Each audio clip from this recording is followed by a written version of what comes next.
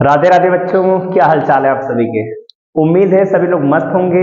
आज की जो हमारी क्लास होगी वो क्लास 12 के वॉल्यूम फर्स्ट के लास्ट चैप्टर, जिसका नाम है इलेक्ट्रोमैग्नेटिक वेव।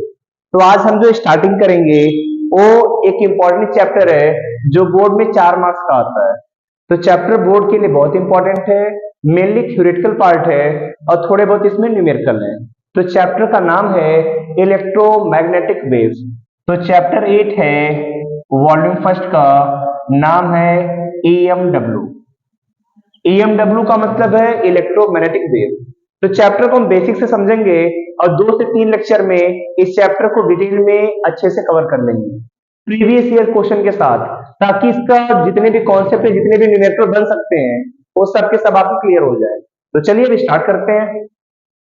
तो हम समझते हैं EMW कि इलेक्ट्रोमैग्नेटिक वेव किस चार्ज की वजह से जनरेट होती है।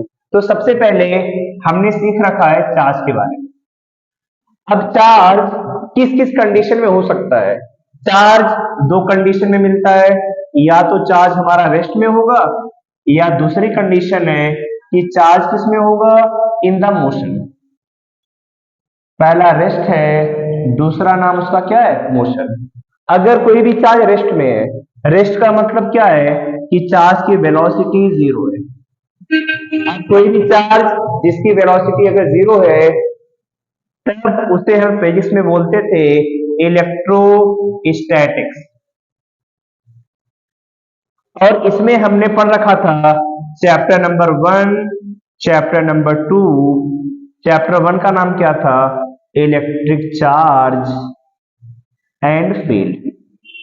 और जो चैप्टर 2 हमने पढ़ा था उसका नाम था इलेक्ट्रिक पोटेंशियल एंड कैपेसिटेंस।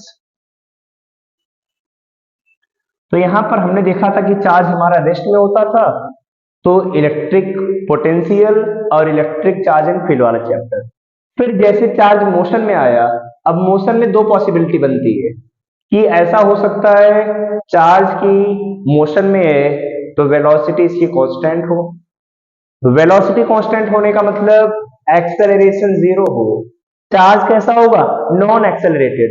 मतलब जैसे अगर हम बाइक चला रहे हैं और हमारी स्पीड हमेशा 50 किलोमीटर पर आवर है, ना उससे ज्यादा हो रही है ना कम हो रही है, तो वेलोसिटी में कोई चेंज नहीं है, तो वेलोसिटी हो गई कांस्टेंट। तब उसका एक्सेलरेशन आएगा जीरो। और इसमें हमने चैप्टर 3 से लेकर चैप्टर 7 तक सब चैप्टर्स पढ़ लिए। चैप्टर 3 था करंट इलेक्ट्रिसिटी, फिर चैप्टर 4 पढ़ा moving charge and magnetism, chapter 5 magnetism and matter, फिर चैप्टर 6 EMI और 7वां AC। लेकिन जब बात आई चैप्टर 8 इलेक्ट्रोमैग्नेटिक वेव की, तो यहाँ पर चार्ज की जो वेलोसिटी है एक कांस्टेंट नहीं होती। अब वेलोसिटी अगर कांस्टेंट नहीं है तो वेलोसिटी टाइम के साथ में चेंज होगी। टाइम के साथ में चेंज हो तो इसका एक्सेलरेशन जीरो नहीं आएगा, और एक्सेलरेशन जीरो नहीं आएगा तो इसका नाम होता है एक्सेलरेटेड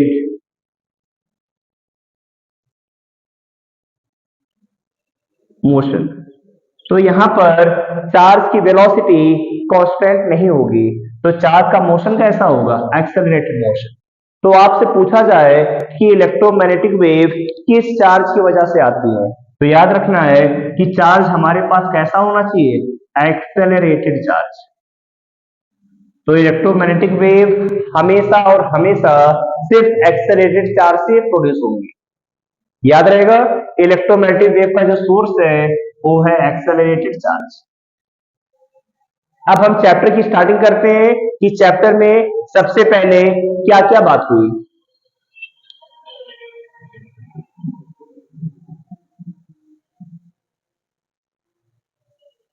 तो देखिए चैप्टर की स्टार्टिंग में सबसे पहले बात है 1831 की,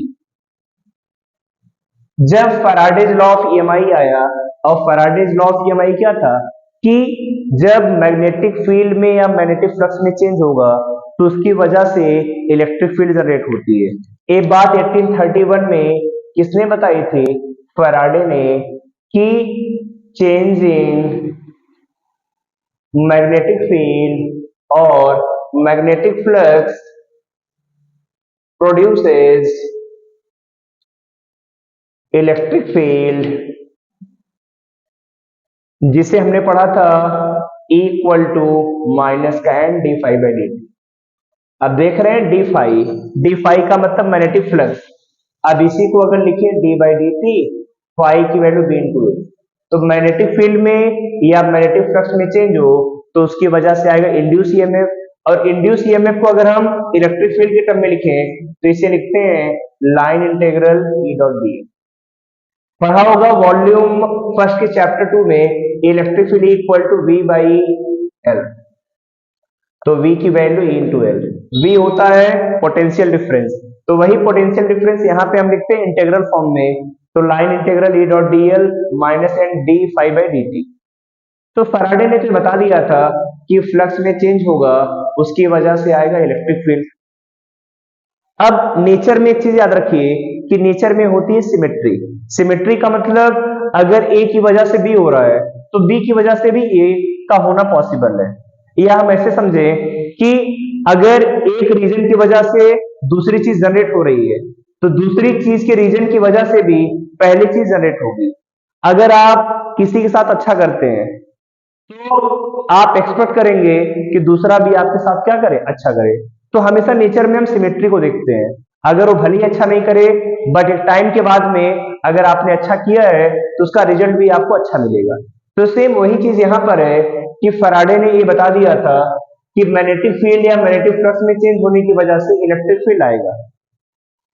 तो इसके कुछ टाइम बाद आते हैं मैक्सवेल। अब मैक्सवेल याद रखना कि मैक्सवेल जहां कहीं पर भी आते हैं तो कुछ अच्छी चीजें, बहुत ऐसी चीजें कि जो एक वेरिएबल का काम करेंगी, एक बहुत बड़ी चीज को जनरेट करती है। जैसे क्रिकेट मैच में देखा होगा मैक्सवेल को, तो मैक्सवेल ने अफगानिस्तान वाला मैच वर्ल्ड कप में याद है सभी को, एक पैर पे खड़े होकर 201 रन का स्कोर करना, वो भी एक बहुत क्रिकेट मैच में एक बहुत ग्रेटेस्ट इनिंग है।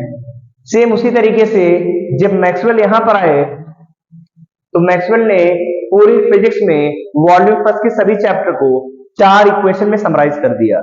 उन्हीं चारों इक्वेशन को हम समझेंगे, लेकिन सबसे पहले फैराडे की बात से मैक्सवेल ने क्या समझा उसको समझते हैं। तो देखिए मैक्सवेल ने बताया कि अगर फैराडे ने ये बता दिया कि फील्ड की वजह से इलेक्ट्रिक फील्ड जनरेट होती है तो इसका उल्टा भी होगा। इसका उल्टा का मतलब अगर हम इलेक्ट्रिक फील्ड में चेंज करें तो उसकी वजह से मैग्नेटिक फील्ड या मैग्नेटिक फ्लक्स आना चाहिए। तो फैराडे ने उस टाइम पर जो अपना पॉइंट दिया कि चेंजिंग इलेक्ट्रिक फील्ड और electric flux will also produce magnetic flux और magnetic field। अब इसी चीज को मैक्सवेल ने फिर कुछ टाइम के बाद प्रूफ किया। तो मैक्सवेल ने कैसे प्रूफ किया उसी के बारे में समझते हैं। तो चैप्टर की स्टार्टिंग में आपको क्या मिला कि अगर फैराडे ने बता दिया कि मैग्नेटिक फील्ड या मैग्नेटिक फ्लक्स की वजह से इलेक्ट्रिक फील्ड आ रही है तो इसका उल्टा भी होगा। फैराडे ने जो बताया उसका उल्टा क्या है, वही मैक्सवेल ने बताया कि इलेक्ट्रिक फील्ड या इलेक्ट्रिक फ्लक्स में चेंज होने की वजह से मैग्नेटिक फील्ड या मैग्नेटिक फ्लक्स भी आना चाहिए। अब मैक्सवेल ने इसे कैसे एक्सपेरिमेंटली प्रूफ किया, पहले अब इसी के बारे में देखते हैं। तो हम स्टार्ट करते हैं मैक्सवेल एक्सपेरिमेंट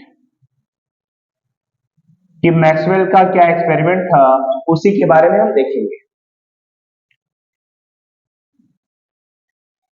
तो देखते हैं जो मैक्सवेल का एक्सपेरिमेंट था उन्होंने उसमें क्या बताया उसके बारे में।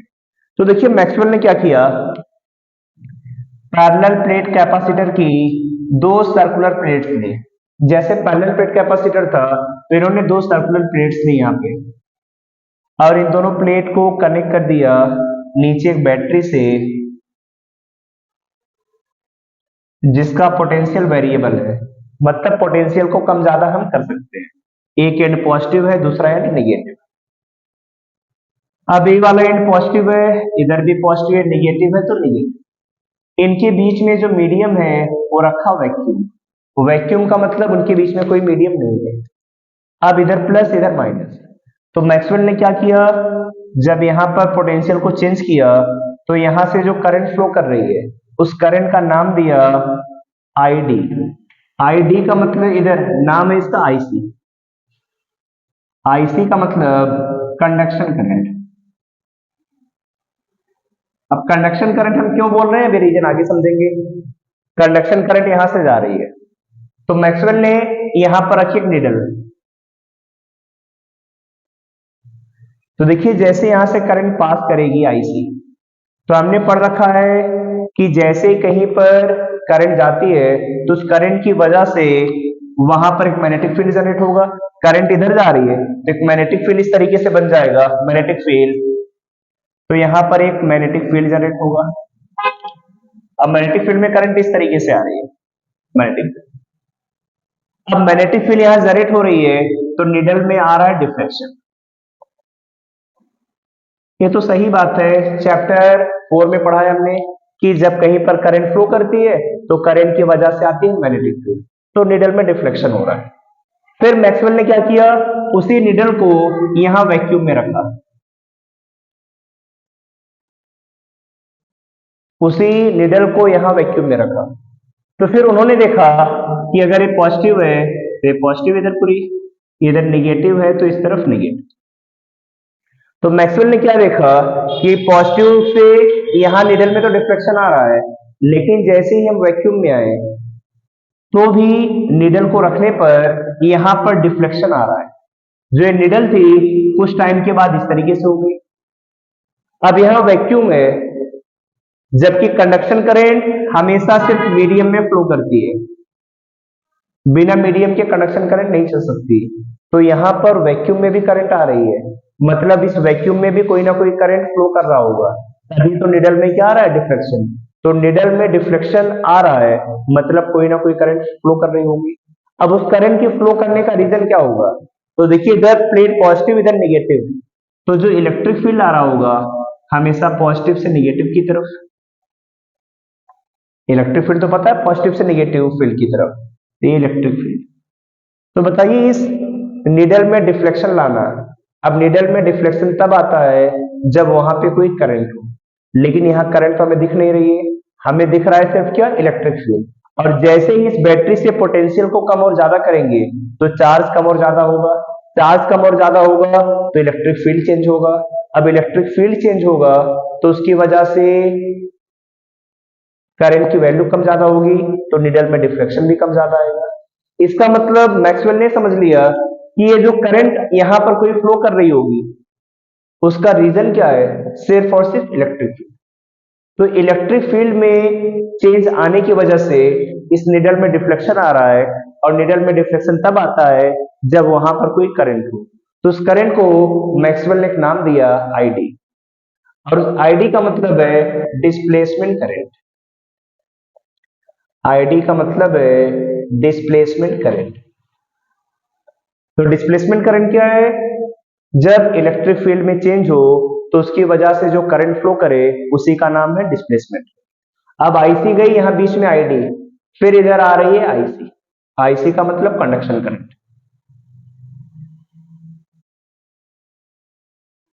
तो मैक्सवेल ने यहां से क्या कंक्लूजन निकाला कि वैक्यूम में भी एक करंट फ्लो करती है जिसके लिए किसी मीडियम की रिक्वायरमेंट नहीं होती, और उस करंट के आने का रीजन है सिर्फ इलेक्ट्रिक फील्ड में चेंज होना, और उसी करंट को बाद में बोला गया displacement current.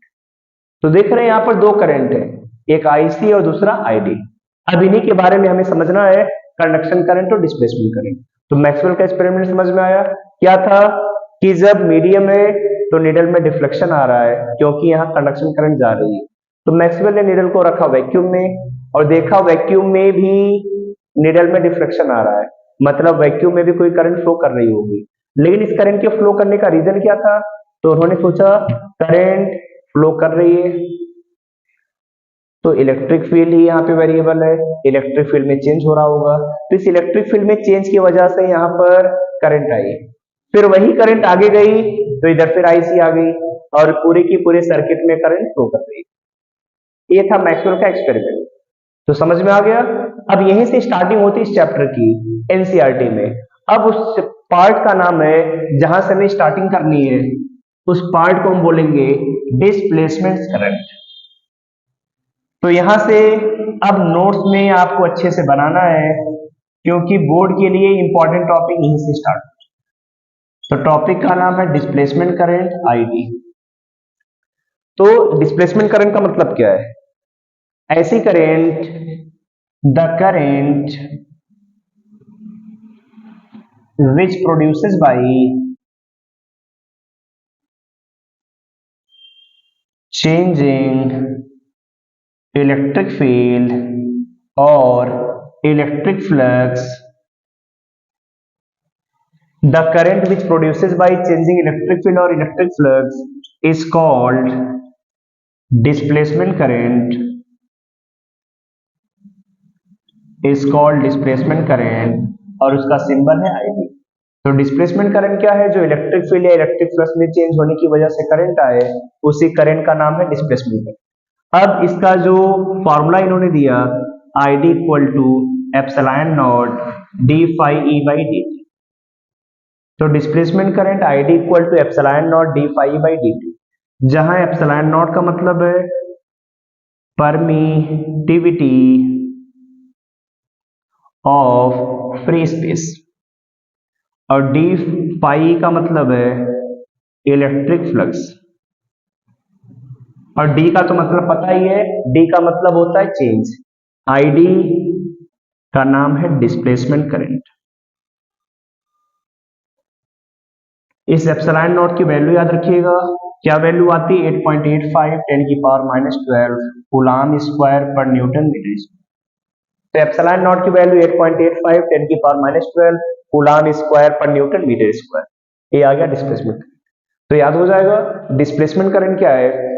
The current which produces by changing electric field और electric flux is called displacement current. और डिस्प्लेसमेंट करंट कहां पर फ्लो करेगी? ये फ्लो करती है वैक्यूम। याद रहेगा, डिस्प्लेसमेंट करंट कहां फ्लो करेगी? तो इसका फ्लो होगा हमेशा और हमेशा वैक्यूम।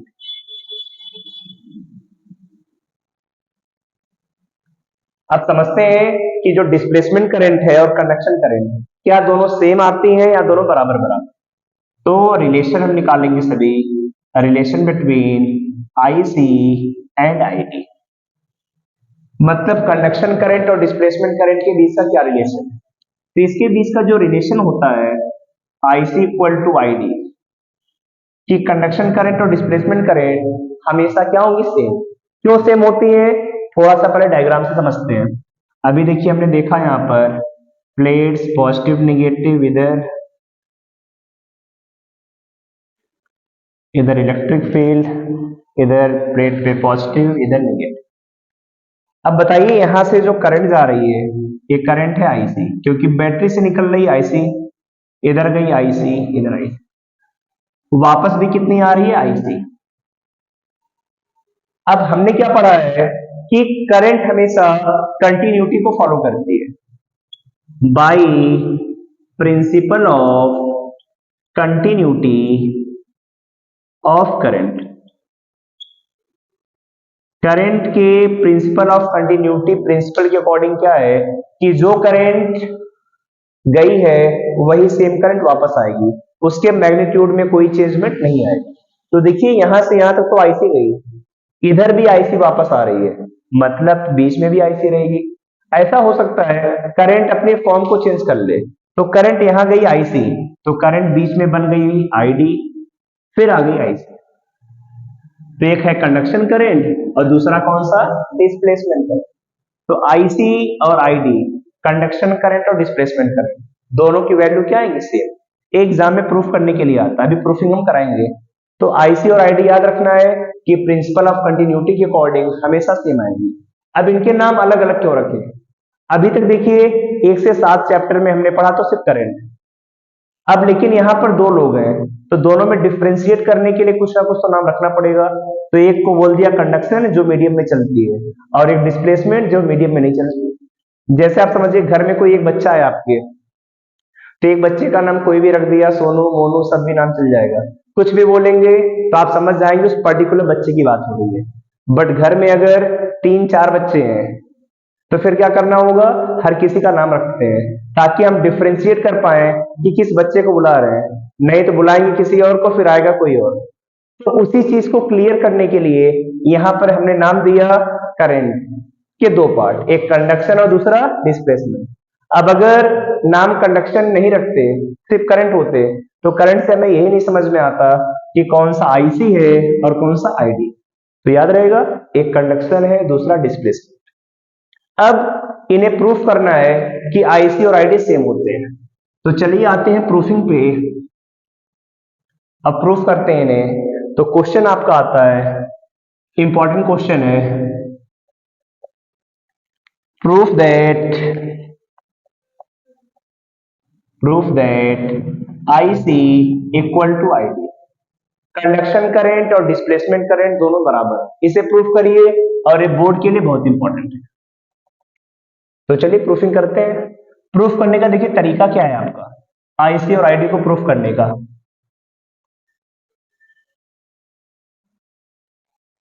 इधर एक प्लेट लिया पॉजिटिव चार्ज, इधर नेगेटिव, इधर से आईसी जा रही है, बीच में करंट है आईडी,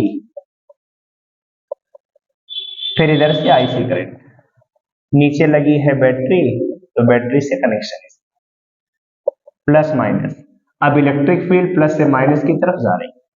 तो सबसे पहले हमने पढ़ रखा है कंडक्शन करंट। तो आईसी पता है कि आईसी की वैल्यू आती है dq बाई dt। आईसी हमेशा कितना होता है, dq बाई dt, ये वैल्यू आपको पता है। हमें निकालना है आईडी।